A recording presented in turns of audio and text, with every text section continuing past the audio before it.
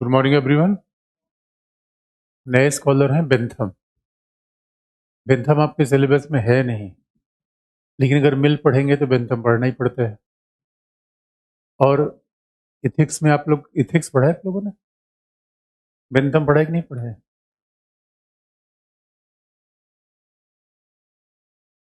Ethics में पढ़ा है कि नहीं पढ़ा आप लोगों ने बेंथम? किसने पढ़ा है बेंथम? इथिक्स में क्या पढ़ा है बेंथम के बारे में?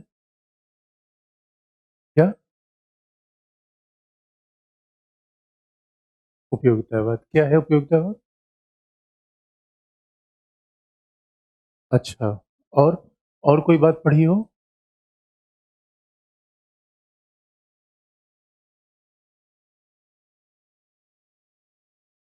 तो नैतिकता में उसकी खास बात क्या है? बेंथम ने ऐसी क्या बात कह दी तो बेंथम के विचार का इतना ज्यादा महत्व है? सब पूछो। मतलब पश्चिम में ऐसे ऐसे अब कुछ लोग कहते हैं उसे स्कॉलर कम कहा जाए, रिफॉर्मर ज़्यादा कहा जाए। वो सही में बहुत बड़ा रिफॉर्मर है। जैसे मैकियावेली ने स्टेट्समैन की बात कही है, कैसे शासन चलाया जाता है। उसने कहा शासन में सुधार कैसे किया जाए, रिफॉर्म कैसे किया जाए। और हकीकत की बात यह है कि इंग्लैंड के लिए बेंथम का नाम जब आता है तो उदारवादी बेंथम। लॉक ने उदारवाद का फाउंडेशन किसने रखा? लॉक ने। बेंथम ने उदारवादी है, लेकिन बेंथम के लिए इस शब्द का प्रयोग किया जाता है, बड़ा इंटरेस्टिंग शब्द है वो, फिलोसफिकल रेडिकल। बेंथम के लिए दार्शनिक आमूलवादी शब्द का प्रयोग किया जाता है। ये शब्द अपने आप में बड़ा इंटरेस्टिंग है, फिलोसफिकल रेडिकल। अब देखिए शब्दों की आपकी समझ कैसी होनी चाहिए।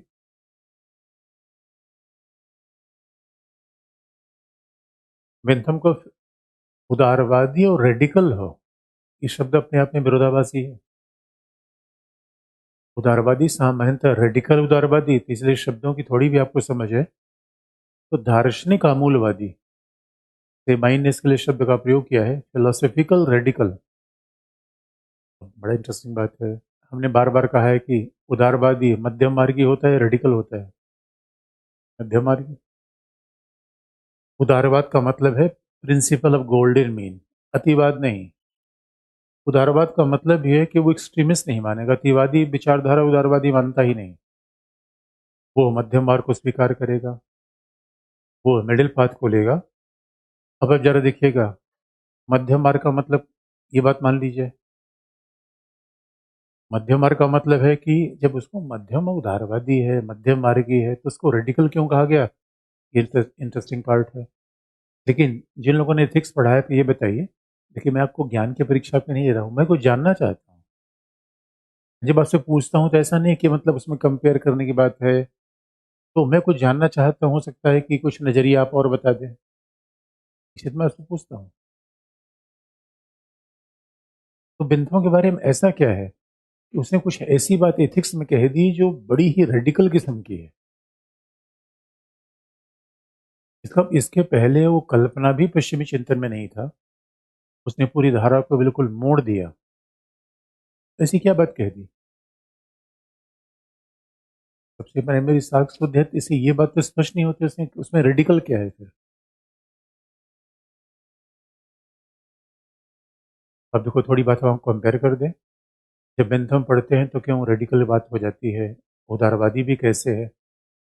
अब सीधी सी बात है, हमने बार बार कहा जैसे जैसे आगे बढ़ेंगे पीछे वाली बात को रिवीजन करना चाहिए, कंपैरिजन करना चाहिए। और पीछे रिवीजन करके आप जाएंगे तो हमने जिन विचारों को पढ़ा है, एक तो हमारे पास जो एथिक्स है वो किसकी है? यूनानी, जिसे निको मैकेन एथिक्स कहा गया।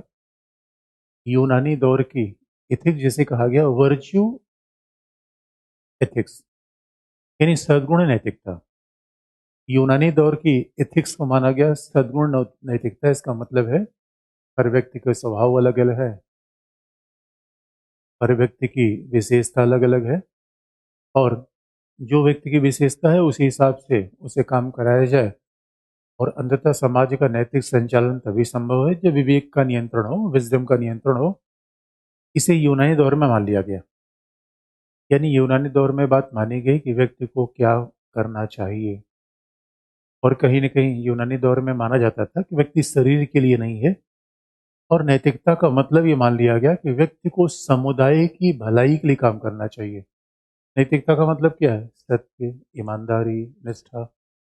यानी आपको कम्युनिटी डेवलपमेंट के लिए काम करना है, केवल अपने हितों के लिए काम नहीं करना है। तो यूनानी दौर का जो वर्च्यू एथिक्स था, इसीलिए जब प्लेटो जैसे विचारक की बात कहते हैं कि राजा को समुदाय की भलाई के लिए काम करना चाहिए, राजा को जहाँ पे अपने सुख के लिए काम करेगा वो भ्रष्ट शासन है। इसी आधार पे प्लेटो ने माना, अरिस्टोटल ने माना। तो उत्पादक को क्या करना चाहिए? केवल अपने फायदे के लिए नहीं, समुदाय के उत्पादन के लिए काम करना चाहिए। सैनिक को राज्य की सुरक्षा करनी चाहिए, तो स्वाभाविक रूप में समुदाय की भलाई है। इसलिए देखो, यूनानी युग में जिसे आप निकोमैकेनिथिक्स कहो, जिसे आप वर्च्यू एथिक्स कहो, इसमें हमेशा समुदाय की भलाई की बात है। और जब समुदाय की भलाई की बात है, तो स्वाभाविक रूप में व्यक्ति को स्वार्थी नहीं होना चाहिए, लालची नहीं होना चाहिए। तो ये है कि व्यक्ति को समुदाय की भलाई वाला काम करना चाहिए। लेकिन बस वही बात है, चाहिए और है में फ़र्क हो जाता है। ये गांधी जी ने भी कही। तो वाक़ई अगर ये हम यूनानी दौर की नैतिकता देखें कि हर व्यक्ति का स्वभाव अलग-अलग होता है, तो हर व्यक्ति को समुदाय की भलाई के लिए काम करना चाहिए, भले ही उसका स्वभाव अलग-अलग हो। तो सवाल ये है, मानव का स्वभाव ऐसा है या ऐसा होना चाहिए? तो बताइए, एथिक्स का मतलब है ऐसे काम जो समुदाय के अनुसार हो। अब न नौ मन तेल होगा, न राधा नाचेगी। वैसा मानव कौन से गांधी जी जैसा आदमी कहाँ से लाएं, मदर टेरेसा हम कहाँ से बना दें? जो मानव हम वर्तमान में देख रहे हैं, वहाँ चाहिए वाली बात कम हो रही है। वर्तमान में मानव कैसा देख रहे हैं? अपने हितों को देखने वाला है, समुदाय के हितों को देखने वाला? अपने हितों को देखना कोई बुरी बात है क्या? लेकिन अब यूनानी युग की नैतिकता का मतलब, अगर हम बेंथम की बात समझना चाहें, जरा सर्वे तो कर ले। अभी तो जो हमने पढ़ा उसमें क्या हमने पढ़ा? और इसलिए हमने कहा कि अगर आपने पॉलिटिकल थिंकर पढ़ लिया तो वैचारिक प्रभाव आपको इतना ज़्यादा हो जाता है। दूसरी बात आप देखोगे, आधुनिक युग जब आया, तब ये हुआ वह भौतिकवाद का ज़माना आ गया। आधुनिक युग में मैकियावेली ने कहा, भाई नैतिकता को पीछे छोड़ो। मैकियावेली ने बता दिया कि शक्ति प्राप्त करना मानव का मूल उद्देश्य है। तो मैकियावेली जैसे लोगों ने धर्म को पीछे किया, नैतिकता को पीछे किया। तो मैकियावेली का चिंतन तो एकदम से अलग दिशा में आगे बढ़ गया। फिर आधुनिक दौर में कांट ने बात कहने का प्रयास किया, भाई देखो, व्यक्ति नैतिक होगा, सद्गुणी होगा, लेकिन व्यक्ति समुदाय के लिए काम नहीं करेगा, बल्कि समुदाय के हिसाब से व्यक्ति काम नहीं करेगा, बल्कि व्यक्ति पहले आएगा। लेकिन व्यक्ति के ही कार्य ऐसे हो जाएंगे जो समुदाय के लिए मानक बन जाएंगे। कांट ने क्या कह दी? समुदाय पहले नहीं आएगा। कांट की नैतिकता में कौन पहले आ रहा है? व्यक्ति। इसलिए कांट के एथिक्स को डिओन्टोलॉजिकल एथिक्स कहा गया। यानी व्यक्ति को कार्य करना है, ये उसके लिए साध्य है। व्यक्ति को सत्य बोलना है, उसके लिए साध्य है। और समुदाय के लिए वो नहीं बोलेगा। व्यक्ति होने के नाते उसका ये दायित्व है, उसका कर्तव्य है, ड्यूटी फॉर ड्यूटी से। तो कांट ने आधुनिक युग में, भौतिकवादी जमाने में, जहाँ धर्म का डिक्लाइन हो रहा था, भौतिकवादी जमाना बढ़ रहा था, तो कांट ने एक सार्वभौमिक नैतिकता का प्रतिपादन किया। कांट की मान्यता ये है कि जो नैतिकता होती है वो डिओन्टोलॉजिकल है, निरपेक्ष नैतिकतावाद। उसमें ये वर्च्यू इथिक्स नहीं है कि व्यापारी की इथिक्स अलग होगी, उत्पादक की इथिक्स अलग होगी, सैनिक की इथिक्स अलग होगी, क्योंकि हर व्यक्ति का स्वभाव अलग अलग है। तो हर व्यक्ति को स्वभाव के अनुसार उसके दायित्व देना, ये यूनानी का दौर था। प्लेटो ने खास तौर पर इसे माना, इसलिए इसे नैतिक सापेक्षवाद का विचार कहा जाए। कांट कहते हैं नहीं नहीं, व्यक्ति का स्वभाव एक ही है, व्यक्ति का मर्म एक है, और प्रत्येक व्यक्ति को अपने कर्तव्य करने हैं। प्रत्येक व्यक्ति का ऐसा मानदंड होना चाहिए जो समुदाय के लिए एक मानक बन जाए। समुदाय के अनुसार व्यक्ति नहीं चलेगा। प्रत्येक व्यक्ति के ऐसे मानक होने चाहिए जो समुदाय के लिए मानक बन जाए। इसी कांड ने कहा व्यक्ति स्वयं में साध्य है। ड्यूटी फॉर ड्यूटी से व्यक्ति को अपने कर्तव्य करने चाहिए, और प्रत्येक व्यक्ति के लिए कि देश काल के हिसाब से नैतिकता के प्रिंसिपल बदलेंगे नहीं, ऐसा कांट ने कह दिया। तो कांट में भी फिर यही मान्यता आ गई कि व्यक्ति को ऐसा होना चाहिए, सत्य बोलना चाहिए, साहसी होना चाहिए, समुदाय की भलाई के लिए कार्य करना चाहिए। ये बात कांट ने भी कह दी। लेकिन सवाल है, फिर वही मुद्दा है, यानी व्यक्ति अपने हित को देखेगा या कुछ ऐसे आदर्श काम करेगा जो समुदाय की भलाई वाला हो जाएगा। इसी मामले में बंधन के विचार को देखिए। यूनानी युग की नैतिकता में भले समुदाय पहले है, लेकिन व्यक्ति से यही अपेक्षा है कि वो ऐसा कुछ काम करे जो होना चाहिए। कांट ने क्या बात कह दी? होना चाहिए। बस फर्क ये है, कांट की नैतिकता में पहले क्या आता है? व्यक्ति। यूनानी दौर की नैतिकता में पहले क्या आता है? समुदाय। यूनानी दौर की नैतिकता समय के हिसाब से बदल जाती है, कांट की नैतिकता समय के हिसाब से बदलती नहीं, निरपेक्ष है। निरपेक्ष नियम है, वो सभी के लिए काम करना पड़ेगा। इसलिए कोई आपसे कहे, कांट की नैतिकता के हिसाब से कोई आपसे कहे कि हाँ, सारे बच्चों को अगर जो पढ़ रहे हैं तो बस पढ़ने के लिए पढ़ना चाहिए, आपका कर्तव्य है पढ़ना, ये 25 साल तक है, पढ़ो खूब जी जान लगा के। ये मत पूछो कि पीटी पास हुआ, मेंस पास हुआ, क्या पास हुआ, लेकिन पढ़ो तो यार। ड्यूटी फॉर ड्यूटी से भाई, नदी बह रही है तो थोड़ी उसका कोई पर्पज है, बह रही है। लेकिन बेंथम ने इन्हीं मान्यताओं को चेंज कर दिया।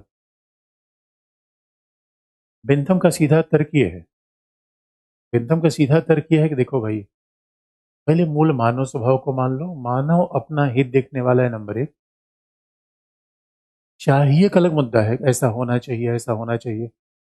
बेंथम ने कहा देखो, कोई ऐसा प्रिंसिपल बनाओ जिससे समुदाय की भलाई हो जाए। तो समुदाय की भलाई करना है तो पहले मानव स्वभाव की मूल विशेषता आप देख लीजिए। और बेंथम ने जो कहा वही इकोनॉमिक्स मानता है। माल्थस, रिकार्डो, जो भी 18वीं शताब्दी के 16वीं से 18वीं शताब्दी के बीच में जो भी अर्थशास्त्री सभाएं, इन्हीं बातों को तो मानते हैं। वही सीधी सी बात है, इकोनॉमिक्स का बेसिक प्रिंसिपल है अपने फायदे के लिए आदमी उत्पादन करेगा। सेल्स सेल्स का पूरा पर्पज क्या है? कोई घाटे में बेचेगा सामान या फायदे में? बिजनेस का पूरा प्रिंसिपल क्या है? इकोनॉमिक्स अपने आप में, इकोनॉमिक्स इसी मूल मानव स्वभाव पे चलती है। इकोनॉमिक्स सर इस प्रिंसिपल पे चले कि भाई, आप दुकान आपने खोल रखी है, जो भी आपकी दुकान पर आ जाए फ्री में आप चलाओ। तो जितने फ्री में लंगर चलते हैं उनका पैसा कहीं से आ रहा है? दुनिया में कोई चीज फ्री में चल ही नहीं सकती, ऐसा इकोनॉमिक्स मानता है। जो भी चीज फ्री में चल रहा है इसका मतलब भाई और आपको कहीं और से बेस है। और कई बार तो इसे इकोनॉमिक्स की भाषा में डंपिंग कहा जाता है। दूसरे कार्य को आपको ध्वस्त करना है, इसलिए पैसा इतना नीचे कर दो, मैं किसी वस्तु की कीमत इतनी नीचे घटा दो कि सारे कॉम्पिटिटर खत्म हो जाए, उसके बाद चीजें आप आगे बढ़ा दो। ये चाइना यही तो कर रहा है पूरी दुनिया में। इसलिए इकोनॉमिक्स ये मान के चलता है कि मानव का मूल स्वभाव कैसा है? अपने हित को बढ़ाने वाला है। बेंथम ने कहा देखो भाई, ये कह दो कि मानव नैतिक होना चाहिए, सत्य बोलना चाहिए, ये चाहिए वाला सवाल नहीं है। सीधी सी बात इस पे करो कि मानव का मूल स्वभाव कैसा है। अपने लिए व्यक्ति अपना हित चाहता है, और उस हित का सबसे अच्छा नाम क्या है?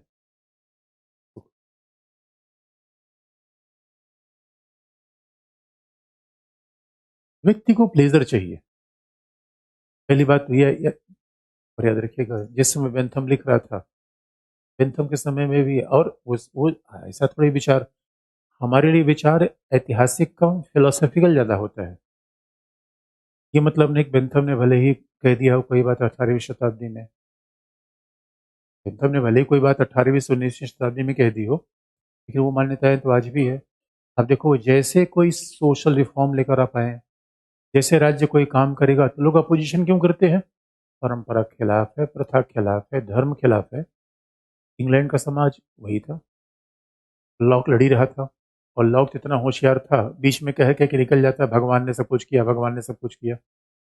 लॉक के ऊपर कम हमला होता था, लॉक के ऊपर हमला करने वाला राजा ज्यादा था। लेकिन बेंथम ने कह दिया, भाई देखो, जब आप कहते हो परंपरा है, प्रथा है, वो यंग स्टूडेंट था। उसमें इंग्लैंड में बड़े प्रसिद्ध विधि शास्त्री थे, ब्लैक स्टोन की। और बेंथम की बात, विधि शास्त्र में वो बहुत बड़ा विधि विशेषज्ञ था, ज्यूरिस्ट था। वो युवावस्था में उसने ब्लैक स्टोन की बातें सुनने गया। ब्लैक स्टोन का सेमिनार हो रहा था, तो ब्लैक स्टोन की बात सुनने गया। आप जैसा छात्र था, तो पहुंचा। तो ब्लैक स्टोन महोदय जो बोल रहे थे, उसको सुन के बेंथम थोड़ा सा निराश हुआ। युवा जैसा छात्र था, जब आप जैसा युवा था, तो बेंथम को नाराजगी क्यों हुई? क्योंकि ब्लैक स्टोन ने इंग्लैंड की सारी प्रथा, सारी परंपरा, इंग्लैंड को बहुत सभ्य देश के रूप में स्थापित कर दिया। मतलब ब्लैक स्टोन के बोलने से लग रहा था कि इंग्लैंड जैसा महान कोई देश है नहीं, इंग्लैंड की सारी प्रथाएं, परंपराएं बहुत महान है। बेंथम ने कहा, मुझे बहुत निराशा हुई, मैं ये नहीं मानता। मेरा यह मानना है, इंग्लैंड में जो परंपरा है, प्रथा है, ये सब बेकार की बातें हैं। सोचिए कितना रेडिकल बात कर रहा है। और ये बात तो आप देखोगे, कोई उदारवादी होता है तो परंपरा प्रथा को मानता नहीं, उसने भी नहीं माना। लेकिन आप याद रखिएगा, ये सारे उदारवादी, लॉक ने मामला फंसा दिया था।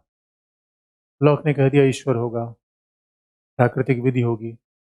पर कोई उदारवादी कह रहा है ईश्वर होगा, प्राकृतिक विधि होगी, सब कुछ तो होगा। तो लॉक ने तो बीच बीच के करने के चक्कर में रिचर्ड हुकर को लाके, एक तरफ फिल्मर को पीट रहे हैं, दूसरी तरफ रिचर्ड हुकर की प्रशंसा कर रहे हैं लोग। मामला गड़बड़ा दिया। बेंथम ने कहा, देखो भाई, इस दुनिया में मानव का मूल स्वभाव अपना लो। अब मानव का मूल स्वभाव समझ नहीं रहे हो, समुदाय की भलाई करने चले हो। इंटरेस्टिंग बात उसने कही। उसका विचार तो था समुदाय की भलाई पे ही, लेकिन समुदाय की भलाई करने के लिए वो आ कैसे रहा था? मानव के स्वभाव से। और उसने पहले कहा, देखो, व्यवहारिक बात सीख लो कि मानव स्वभाव सुख बढ़ाने वाला है। अच्छा, इस समय सब लोग स्वेटर पहन के आते हो या स्वेटर वेटर निकाल के? सुख किससे मिलता है? नहीं है। देखो, स्टूडेंट के रूप में आपको बिल्कुल नंगे बदन नहा के, केवल एक कपड़ा, पतला सा कपड़ा पहन के आना चाहिए। ज्यादा कपड़े वपड़े मत पहनो। कुछ लोगों ने कान ओन तक में ढक रखे हैं, कहीं से हवा चली गई, पता नहीं क्या भरोसा है। मतलब सुख कहीं से बाधित नहीं होना चाहिए। ये बताओ मेरे बच्चों, आज आज मैं न्यूज़पेपर देख रहा था, कुछ लोग गए थे घूमने, बर्फबारी देखने, उसी में फंस गए। 48 घंटे तक व्हीकल में फंसे रहे। अब उनको दुख होने लगा, क्या लेने गए थे? सुख। उसके बाद रोने पीटने लगे कि हम फंस गए, हम फंस गए। अब राज्य सबके पास पहुंचा, लेकिन राज्य कितना सुख देगा? राज्य के भी सीमित संसाधन है, तो हम तो हर बात पे राज्य पे आरोप लगा देते हैं। तो बेंथम ने कहा, भाई देखो, अच्छा बताओ, बर्फबारी में कोई नंगे बदन दौड़ेगा? हो सकता है कोई सेल्फी वेल्फी बनाने के लिए दौड़ रहा हो, तो उसमें भी सुख ही चाहिए उसको। कि सेल्फी बनाने के चक्कर में वो लोकप्रिय होने का चक्कर कर रहा हो। कोई भले मानव का बेसिक सा स्वभाव आप समझ लो। हम जीवन में, अब यही देखिए, मानव स्वभाव के बारे में फर्क है। मानव संपत्ति चाहता है? नहीं। लॉक ने क्या कहा, मानव क्या चाहता है? संपत्ति। हॉब्स ने क्या कहा? सुरक्षा। हॉब्स ने क्या कहा? सुरक्षा।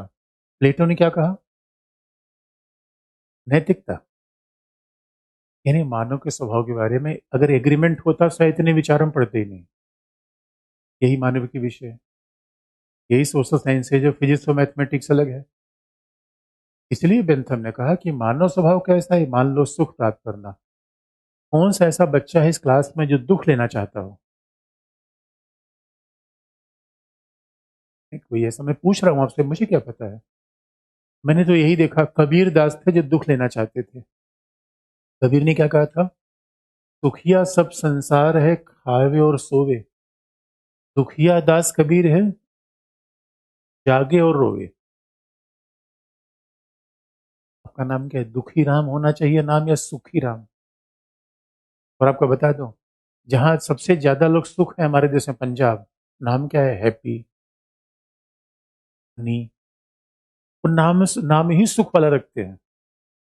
तो नाम आप ऐसा रखोगे, राधे श्याम, जय जय राम, इसमें सुख मिलता है? या हनी मनी कहने में सुख मिलता है? अब देख लो, बेंथम ने सीधी बात कह दी, भाई देखो मानव का मूल स्वभाव समझ लो। मानव क्या चाहता है? सुख। वो किसको चाहता है और किससे पीछा छुड़ाना चाहता है, उसका नाम क्या है? सुख।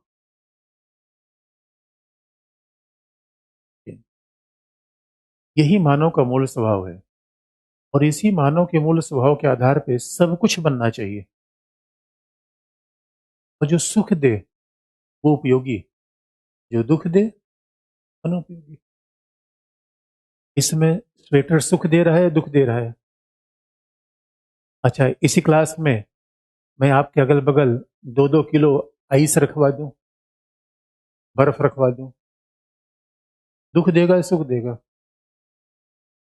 अब इस समय कल मैं किसी किसी किसी का इंटरव्यू पढ़ा था, किसी लेडी का, वो कारगिल की जंग में गई थी। उसने कहा कि कारगिल में पहला हम, उसने क्या कितनी इंटरेस्टिंग बात कही। उसने कहा लड़ाई केवल हमारे पाकिस्तान से नहीं थी, लड़ाई एल्टीट्यूड से भी थी और लड़ाई ठंडी से भी थी।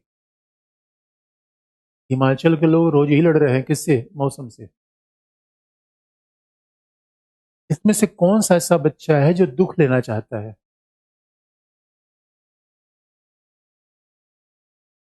कोई लेना चाहता है? आप लेना चाहते हो दुख? जैसे मेरे बच्चे, जैसे बताओ कुछ ऐसा।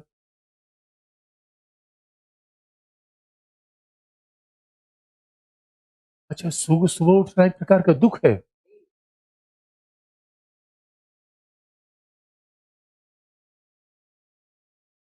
अच्छा, मतलब अभी दुख ले रहे हो? ओ माय गॉड, क्या क्या दुख लिया मेरे बच्चे? मतलब इसका सबसे बड़ा दुख सुबह उठना है? यही दुख है?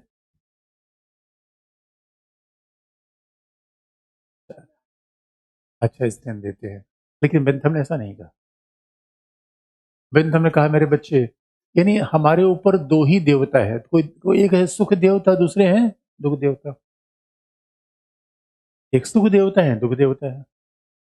बाकी इसलिए याद रखना, इसी के इर्द गिर्द सारी चीजें हैं। और बड़ी इंटरेस्टिंग बात है, उसने कहा सुख लेने के 14 स्रोत हैं।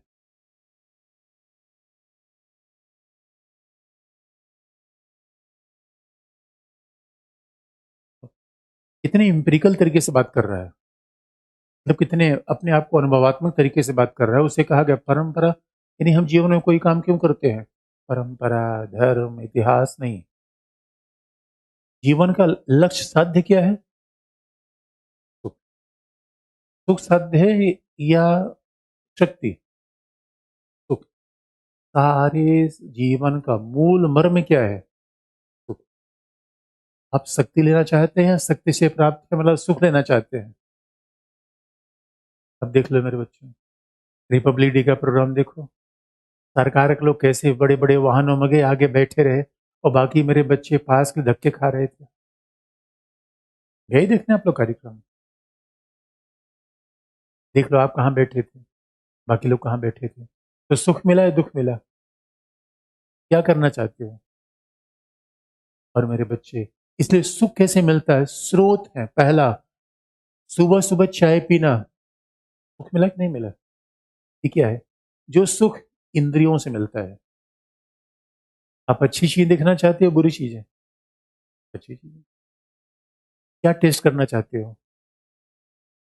सुबह सुबह मिर्ची खिला दूं? क्या खाना चाहते हो, ढोकला? अरे मेरे बच्चों, इस ये बात किसको समझ में नहीं आ रही है?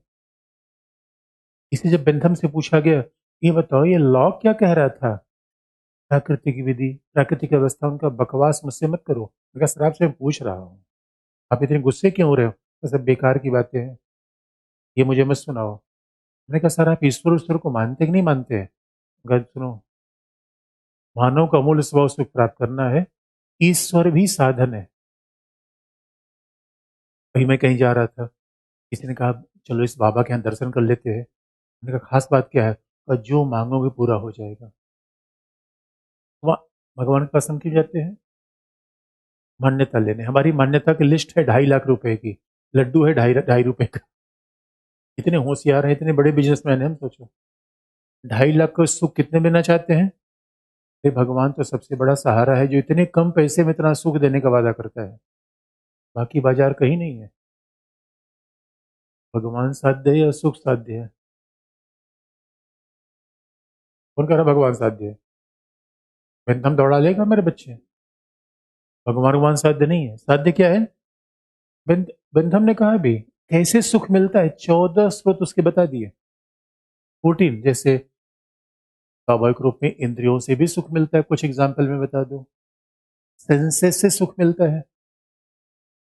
अच्छा, बेंथम बेंथम को लोगों ने इसी आधार बड़ी आलोचना कर दी। इंद्रियों से सुख मिलता है तो आत्मा आत्मा कोई है क्या? देखो भाई, मैं भौतिकवादी आदमी हूँ, मैं लॉ का स्टूडेंट हूँ, जिस दिन आत्मा ढूंढ लूंगा उस दिन बता दूंगा, और अभी तक तो मुझे आत्मा मिली नहीं। लेकिन उसने ये भी कहा कि सुख केवल इंद्रियों से नहीं, कई बार इमेजिनेशन से भी प्राप्त होते हैं, कई बार कल्पनाशीलता से भी सुख प्राप्त होते हैं। जब तो 14 सोर्स उसने कहा, आप जानते हो आपकी कल्पनाएं आपको कैसे दुख दूर करती है। कोई बात नहीं, आज तो धक्के खा रहा हूं लेकिन अपना टाइम, रोज रोज सपने बुन रहे हैं। सपने में ही नीली नीली बत्ती में, सपने में ही सही बैठ रहे हैं जरूर। कई बार तो ऐसा सपना देखते रहते हैं, खटिया धड़ाम से टूटी और नीचे गए। क्या अगला अगली बार नींद फिर आई, फिर सपना देखा। कई लोग इसलिए ज्यादा सोते हैं क्योंकि सोने में बड़ा मजा आता है, सपना जो चलता रहता है। सपना देखना बहुत जरूरी है ना। और युवा का मतलब सपना देखना, सपनों से भी सुख मिलता है।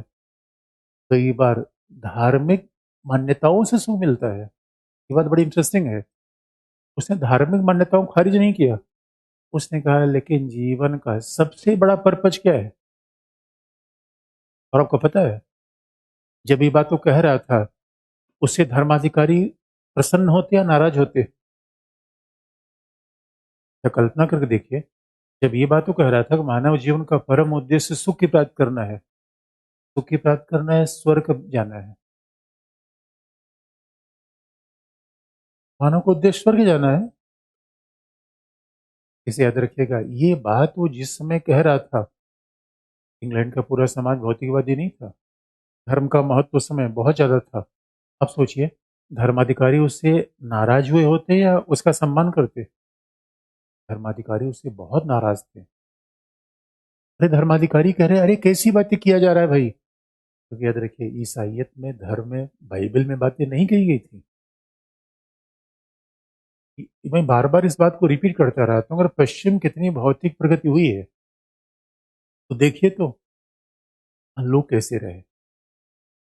जो चिंतन दुनिया के बड़े सारे भागों में 300 साल बाद भी उत्पन्न नहीं हो पा रहा है, उस बात को एकदम से व्यवहारिक बात, प्रैग्मेटिक बात, तार्किक बात कह के चला गया।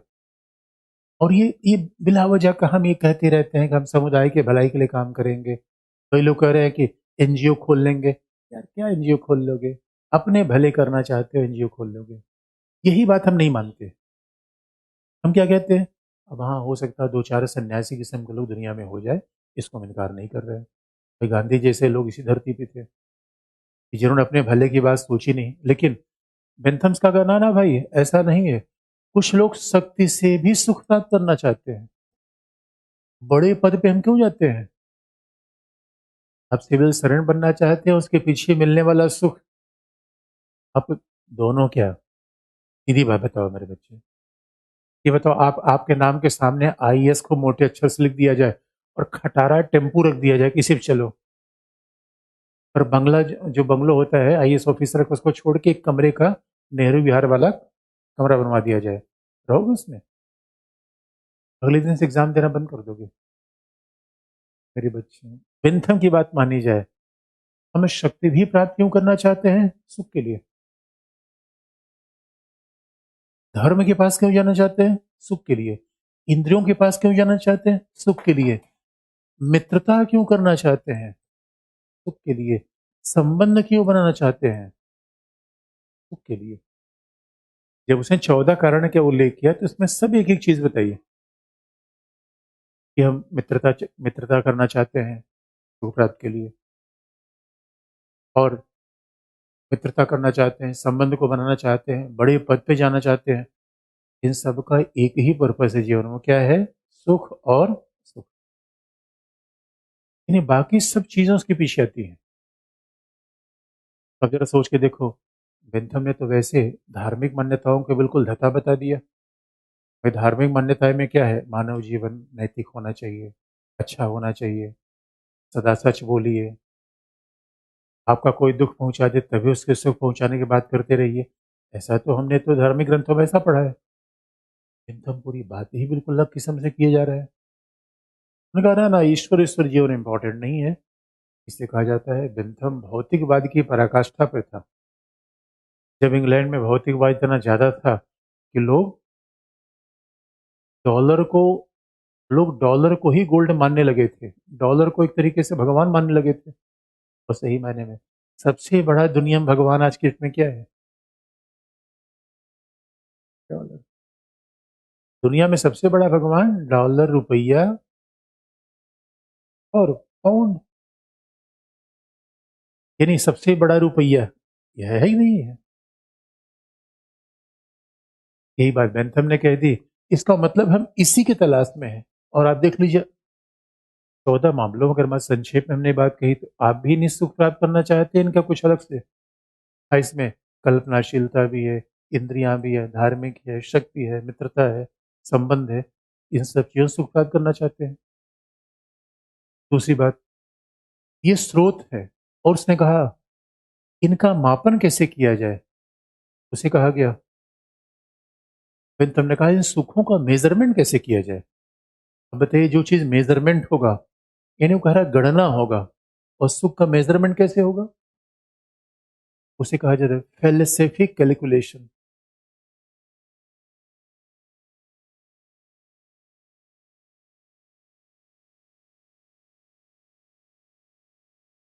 या हेडोनिस्टिक कैलकुलेशन।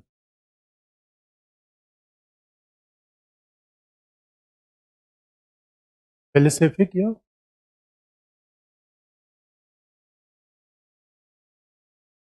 सुखवादी आकलन।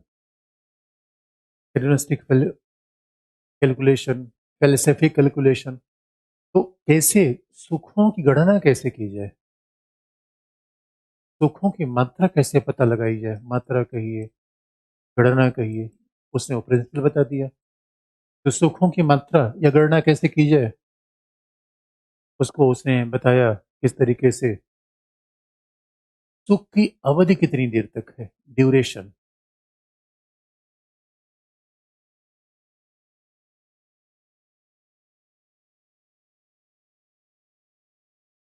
चाय चाय की ड्यूरेशन ज्यादा होता है कॉफी का, या कुछ पीने खाने का? पीने खाने का सुख कितना देर तक रहता है? हुक्का पीने का सुख कितनी देर तक रहता है, ड्यूरेशन।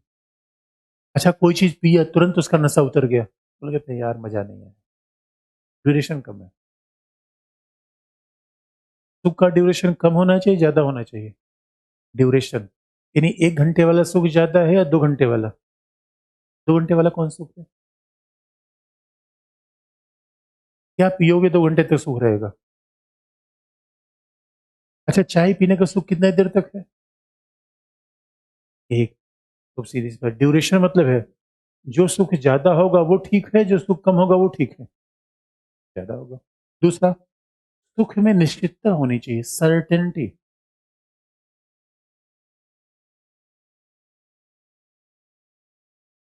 कौन सा सुख निश्चित है, कौन सा अनिश्चित है? कहीं पार्टी में जा रहे हो, ये निश्चित होना चाहिए कि वहां दो चार मिलेगा रसगुल्ला। पार्टी में जा रहे हो, संभव यार मिले, मिल भी सकता है, नहीं मिल सकता है। कई पार्टी में जो लास्ट में पापड़ मिलता है, सारा खाना पीना, ये हमारे यहाँ आप जानते हो 1 नंबर के लोग खब्बू हैं। तो कई बार इसीलिए बारात में हम जाते हैं, दूल्हा दुल्हन बाद में देखते हैं, पहले क्या देखते हैं? सुख। पहले स्टॉल देख लो, दूल्हा दुल्हन, भाई दुल्हन दूल्हा समय क्या मतलब इसको मिला है वो देखें। हम जयमाल में हमें कोई इंटरेस्ट नहीं, हमें इंटरेस्ट सुख में है। फिर देख लें अच्छा अच्छा स्टॉल कहाँ है, गोलगप्पे कहाँ है, भल्ले पापड़ी कहाँ है, खा पी लिया जाए, उसके बाद देख लेंगे। अब सवाल है, सर्टेनिटी का मतलब है जहां आप जा रहे हो, अब अगर आपको डाउट है यार, अगर पापड़ ही मिलना पड़ा तो समझ लो गड़बड़ है। कई बार उम्मीद में गए कि 26 जनवरी है, मेरा दोस्त पार्टी दे रहा है, लेकिन अनिश्चित हो, पार्टी दे भी सकता है, मना भी कर सकते हैं। कौन सा मामला ज्यादा है, निश्चित वाला या अनिश्चित वाला?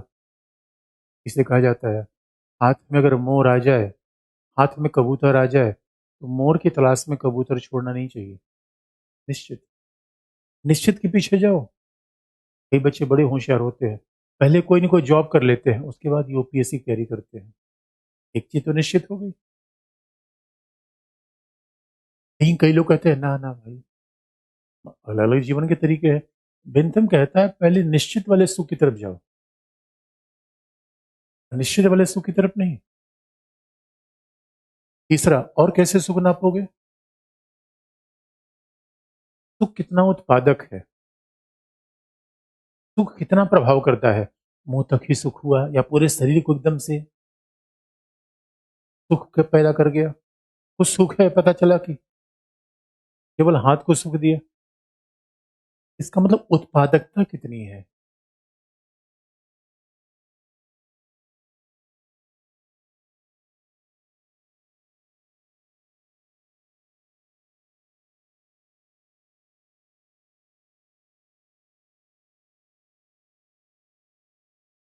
कई सुख है, एक सुख से ज्यादा सुख मिलता है।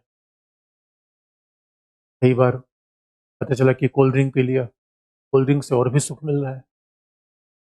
कोल्ड ड्रिंक से पेट को ही सुख मिला है, बाकी सुख और पैदा किया। और फिर उसके बाद उत्पादकता के अलावा और सुख कैसा है?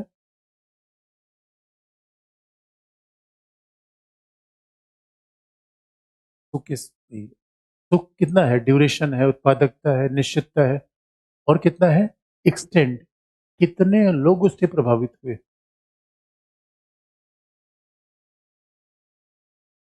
यानी सुख से कितने लोग प्रभावित हुए। अच्छा, इस क्लास में 4 लोगों को लड्डू खिला दिया जाए, वो सुख प्रदान करना है, या सभी को लड्डू खिला दिया जाए? सुख किसमें ज्यादा होगा? सभी को लड्डू खिला दिया जाए, उसमें सुख ज्यादा होगा, या केवल 4 लोगों को देख के भगा दिया जाए?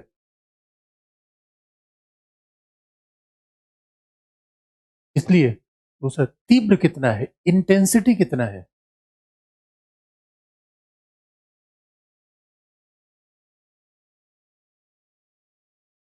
सुख हल्का होना चाहिए, तीव्र होना चाहिए। आपको लगता है ना कि चाट खाया लेकिन तीखा नहीं था, कैसा होना चाहिए? तीखा होना चाहिए, इंटेंस होना चाहिए। और उत्पादकता, फेक्यूनिटी का मतलब होता है, उत्पादकता का सीधा मतलब है एक सुख दूसरे सुख को पैदा करे। तो पता चला कि कौन सा ऐसा सुख है जो दूसरे सुख को पैदा करता है।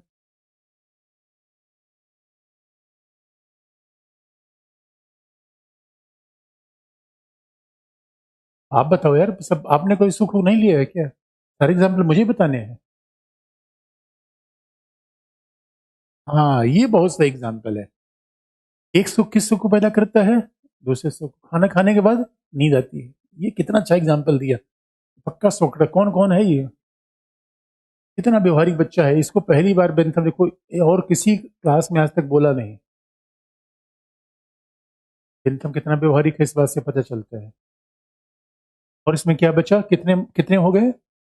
5। दूसरा क्या बच रहा है? शुद्धता, प्योरिटी। ओ माय गॉड, हाँ प्योरिटी।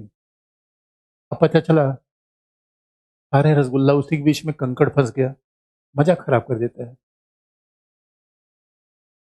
प्योरिटी, शुद्ध प्योर होना चाहिए।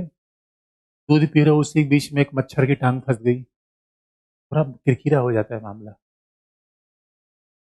तभी आप कहते हो हाँ भाई कोई चीज प्योर होना चाहिए। तो बेंथम की बात ये बड़ी आसान लग रही है, सामान्य कोई दुविधा है? मतलब कितनी आसान बात लग रही है। लास्ट में उसने क्या कहा है? क्या? सांद्रता। अब देखो, सर्टेनिटी, ड्यूरेशन, इंटेंसिटी। हाँ, मतलब इसको प्रोपिनक्विटी को ये बोलते हैं कि कितनी जल्दी सुख मिलेगा। लास्ट में है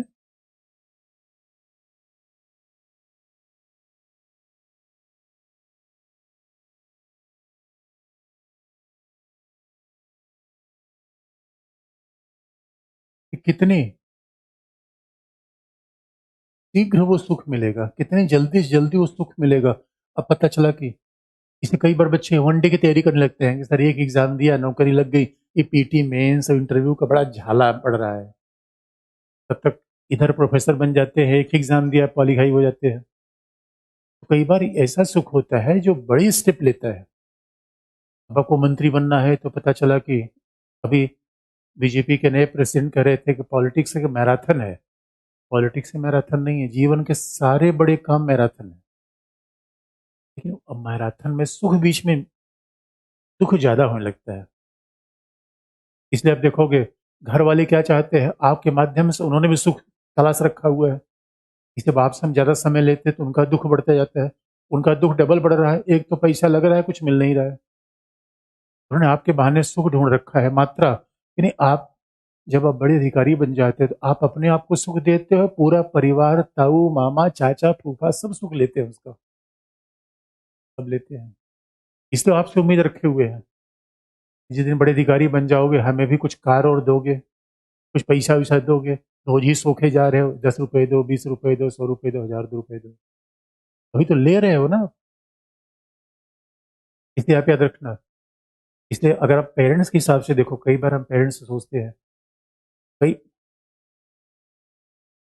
इसने सुखों में भंग किया, इसने सुखों की शुद्धता को कम किया कि नहीं कम किया, इसको क्या दंड मिलना चाहिए। अब यही बच्चे हैं मेरे बच्चे। अब ये बच्चे हैं, कह रहा था सुबह उठना में दिक्कत है, इसलिए इसको मुझे पता चल गया दिक्कत है। नहीं कोई बात नहीं, कोई न कोई बहाना हमारे पास होता ही है। घर वाले आने से फोन बजे से क्या मतलब मेरे बच्चों। यही मानो कि होशियार बुद्धि का काम है ये। अब बताओ मेरे बच्चे, अब देखो जरा सोच को, बेंथम ने क्या जबरदस्त आइडिया दिया है। इसका मतलब है कोई काम हम इसलिए कहें कि ईश्वर ने कहा है, या कोई काम हम इसलिए कहें कि सुख मिलेगा। अब आप कह दोगे सर ये बताओ हम अपने ही सुख की चिंता है। उनका ना ना ना, बेंथम ने कहा इसी आधार पर मैं ऐसी सामाजिक व्यवस्था बनाऊंगा, राजनीतिक व्यवस्था बनाऊंगा, आर्थिक व्यवस्था बनाऊंगा जो सभी को सुख दे। यानी व्यक्तिगत सुख समाज के सुख का साधन हो सकता है। ये बात सिस्टमेटिक रूप में कहने वाला पहला व्यक्ति बेंथम था। और याद रखना, जो सुख प्रदान करे वही उपयोगी है। इसीलिए बेंथम की फिलॉसफी को नाम क्या दिया गया, उपयोगितावाद। उपयोगितावाद का सिंपल मतलब है जो सुख प्रदान करे उपयोगी है पहला, जो दुख प्रदान करे वो उपयोगी है, या सुख प्रदान करे वो उपयोगी है। मोबाइल, मोबाइल सुख दे रहा है दुख दे रहा है। सुख दे रहा है, कभी कभी बच जाता है तो क्लास में हमें दुख दे रहा है, इसको देखो कितना सुख दे रहा है। अब जिसका मैसेज टू से करता है तो आपके दिल की धड़कनें बढ़ जाती हैं। अरे किसका मैसेज, दिल की धड़कन क्यों बढ़ जाओगी, मैं डांटूंगा ना इसलिए, और क्यों दिल की धड़कन बढ़ेगी। इसलिए मेरे बच्चों जो सुख दे वो काम करना चाहिए, और सुख की मात्रा होती है। अब मान लो कि हम किसी पार्टी में गए, सुख मिला 100 ग्राम, क्लासरूम में आए सुख मिला 50 ग्राम, कहाँ आना चाहिए, पार्टी में। सिंपल सा प्रिंसिपल है। क्या ज्यादा उपयोगी काम है, अब गिन लो। अब किसी पार्टी में गए तो सुख जो मिला उसकी अवधि रही, मतलब यहाँ 10 ग्राम सुख मिला, यहाँ 5 ग्राम, यहाँ 7 ग्राम, सब कैलकुलेट करके हमने कहा एक गणना है, कैलकुलेशन है। इसलिए कई बच्चे मैं देखता हूँ क्लास में बहुत कम आते हैं, आते भी हैं तो कहीं और पार्टी में लगे हुए हैं, क्लास से उनका मतलब नहीं होता। या ऐसा ही करना चाहिए, जहाँ सुख मिले वही काम करना चाहिए। इसलिए अगर नींद आ रही है कभी क्लास में मत आओ, कभी कभी आओ, हाल चाल लेके चले जाओ, फीस दे दो केवल। क्लास से क्या मतलब है, क्लास से मतलब ही कम रखो, जो काम में सुख मिले वही काम करो। अगर सुबह ऐसा लगता है कि नींद उठ, कई बच्चे कहते हैं सर मैं 3 बजे उठ जाता हूँ, हमने कहा मेरे बच्चे इतने दुख उठाने की जरूरत क्या है, हम आराम बड़ी चीज है, मुंह ढक के सोइए। जीवन में बिला वजह दुख नहीं लेने का, क्या लेने का, सुख।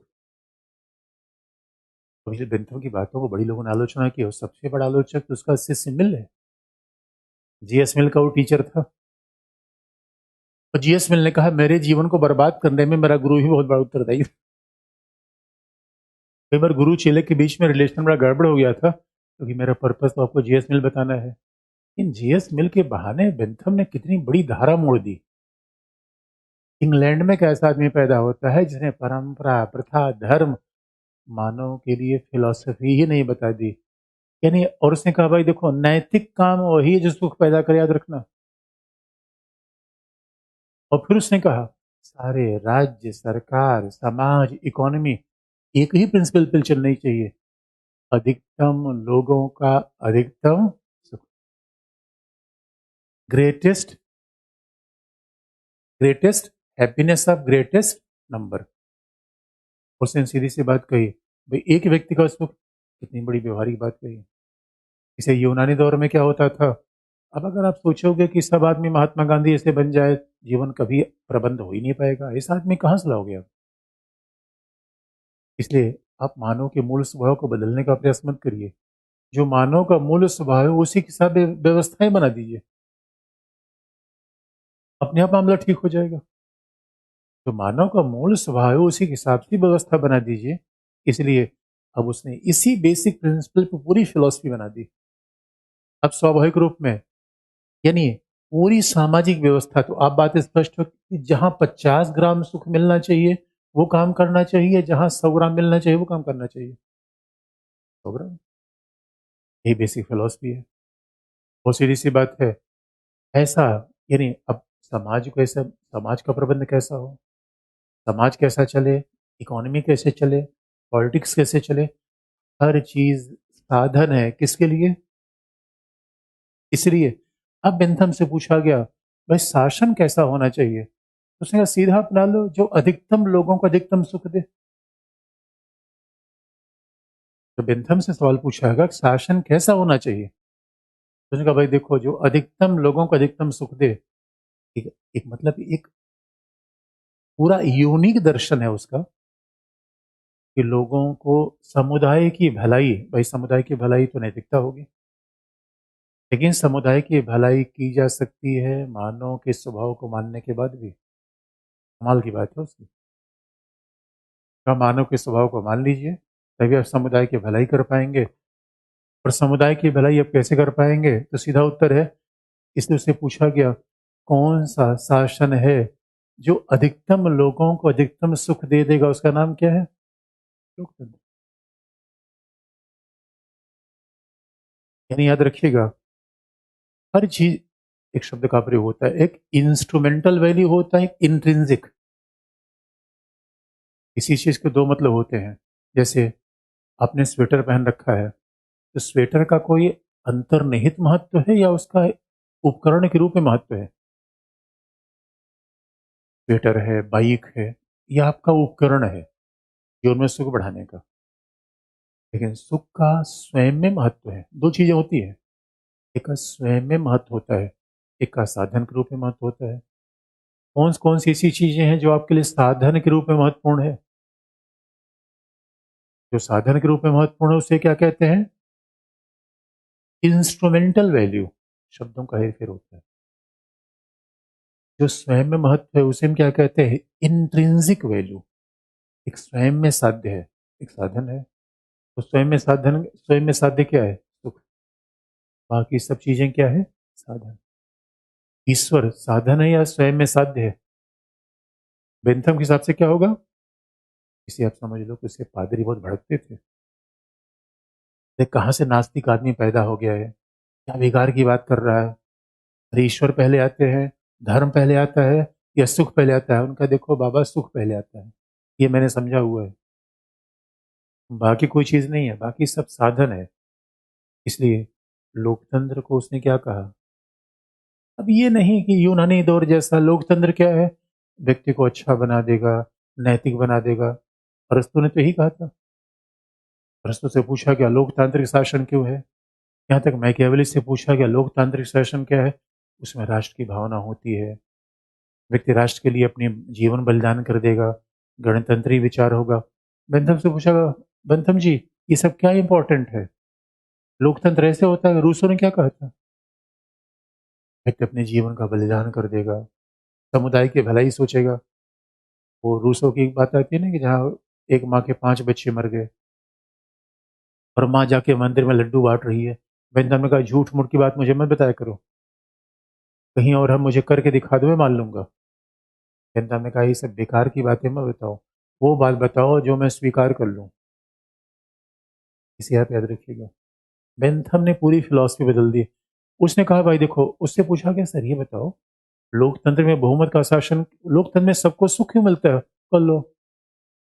शासन बहुमत का होता है एक व्यक्ति का।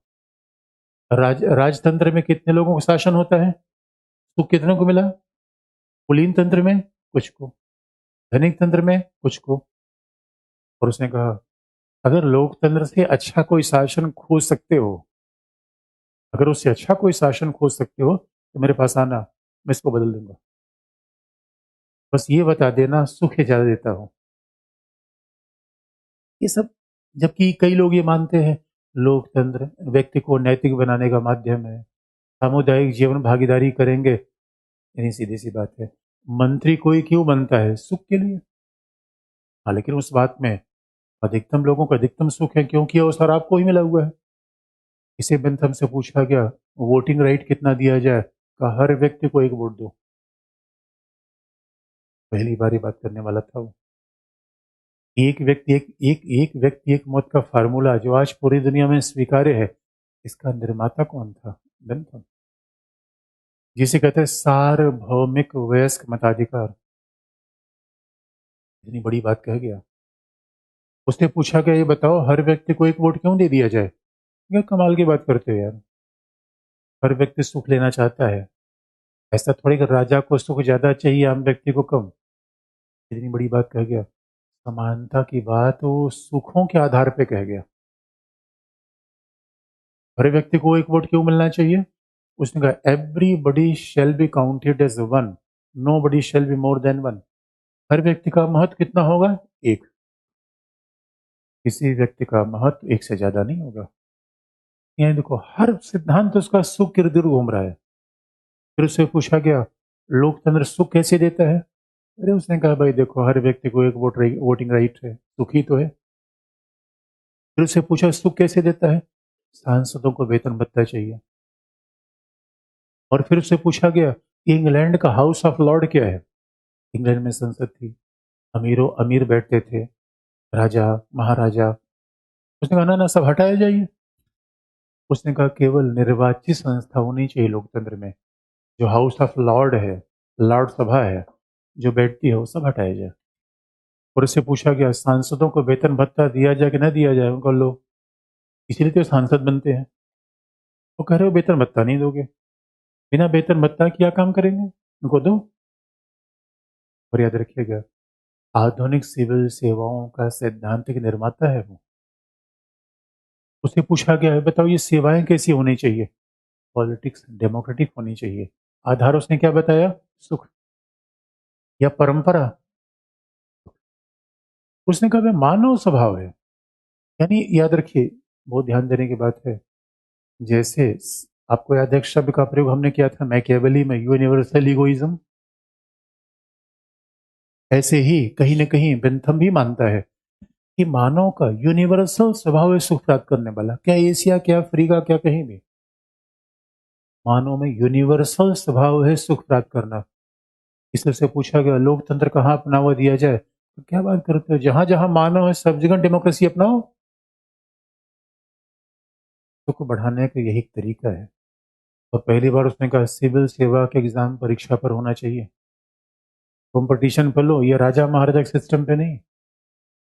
पूरी सिविल सेवा के एग्जाम कंपटीशन पर होना चाहिए।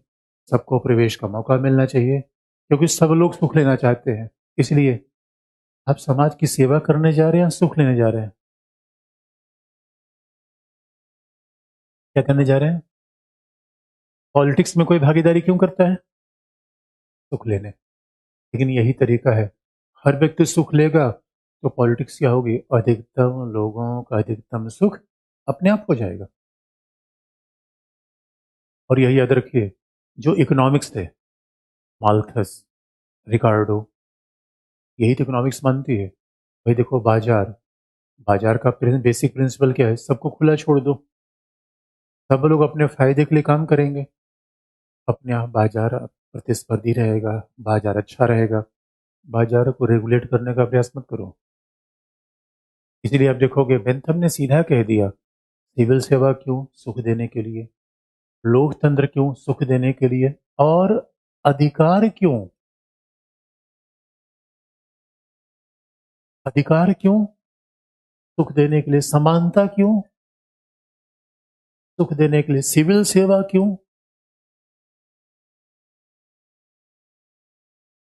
सुख देने के लिए। और अब और जेल सुधार क्यों? पेनॉप्टिकन।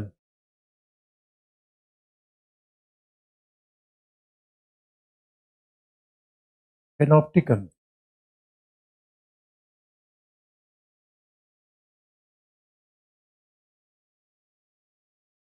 पेनॉप्टिकन ये जेल सुधार का बहुत बड़ा माध्यम था। सिविल सेवा का रिफॉर्म यानी कहा जाता है, आपको पता है, हमारे यहाँ कहा जाता है कि जो राजा राम मोहन राय बेंथम के विचारों से बहुत प्रभावित थे। और आज की दुनिया पर बेंथम के बारे में तो ये कहा जाता है, आज की दुनिया में जितने विद्यमान रिफॉर्म है उनको एक व्यक्ति हमेशा प्रभावित कर रहा है, उसका नाम क्या है? बेंथम। मतलब जीवन किसी क्षेत्र में जाइए, पेनॉप्टिकन। पेनॉप्टिकन का सीधा मतलब है, उसने जेल रिफॉर्म की बात कही। उसने कहा ये तरीके ठीक नहीं है, जैसा कि अब लोगों के व्यवहार को, पहले क्या होता था, जेल में जेल में कैदियों के साथ बड़ी यातनाएं करते थे लोग, बड़ी पिटाई करते थे। बेंथम में ये तरीका ठीक नहीं है। कैदियों के व्यवहार को कंट्रोल करने के लिए जेल के बीचों बीच एक मीनार बना दी गई। उसने कहा जेल के बीचों बीच एक मीनार रखिए, वहां पर कोई अधिकारी बैठा रहेगा और वो सबको वॉच करता रहेगा। और कैदियों के मन में भय होगा कि वहां पे बैठ कर उनका कोई नियंत्रण कर रहा है, इसे हुड़दंग वो नहीं करेंगे। आप उनके पीछे हमेशा लाठी लेके मत दौड़िए।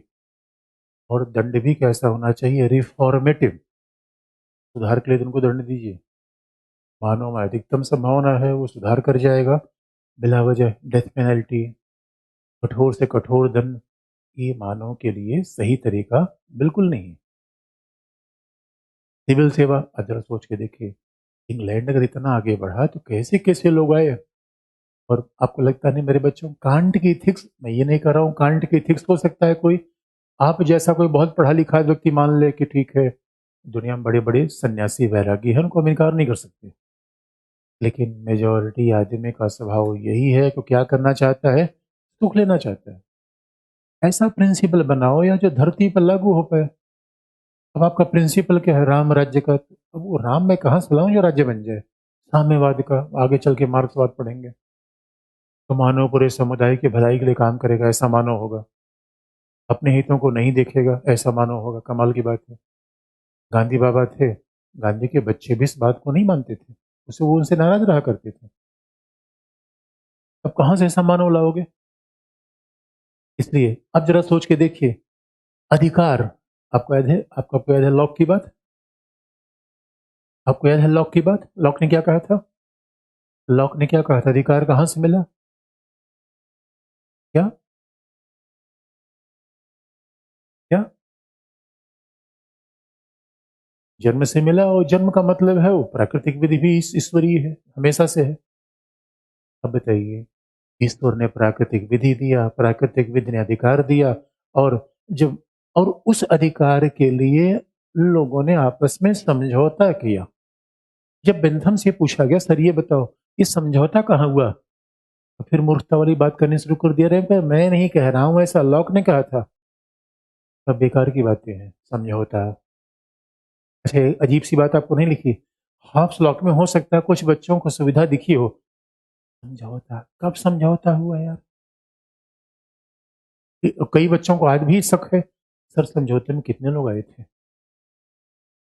ये समझौता 21 जनवरी को हुआ, 26 को 27 को समझौता था कहाँ? समझौता हुआ ही नहीं। न हमें ईश्वर का पता, न प्राकृतिक विधि का पता।